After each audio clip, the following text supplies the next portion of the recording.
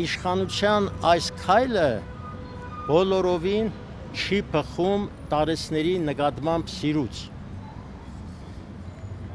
Շուրջ 6 ամիս է այս նույն իշխանությունը, որը երեք վարչապետի բերանով կայացրեց այս որոշումը, խոչընդոտում է, քննադատում է,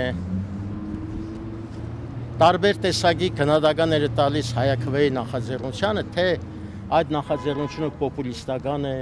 դրա համար գումարներ չկան, կենսաթոշակառուն չգիտի ինչպես ծախսի ավելացրած գումարը,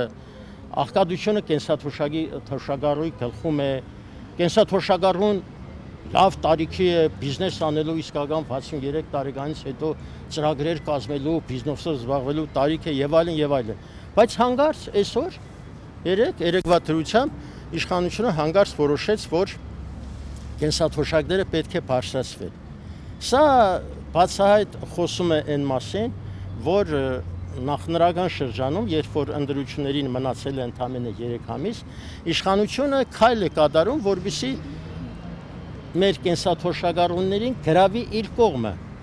Սակայն ես հավատացած եմ, որ մեր կենսաթոշակառուները գիտակցում են այս ամենը,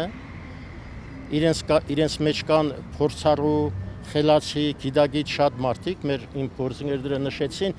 իրենց ծառայությունների մասին, ես չկրկնեմ, եւ նրանք ինձ թվում է համոզված եմ գրեթե, որ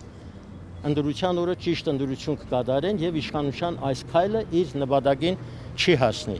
Ես ասեմ նաեւ, որ այս ապրիլի 1-ի դրությամբ կենսաթոշակների բարձրացումը ներառյալ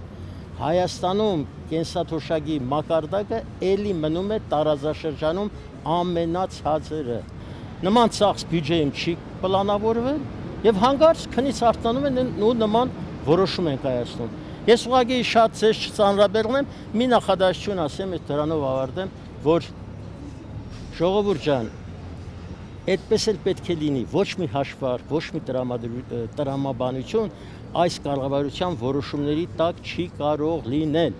որովհետև իրենք են խոստովանել, որ 7 տարի մնացել են նույն դասարանում եւ նրանք չեն կարող տրամաբանված հիմնավոր որոշում կայացնել։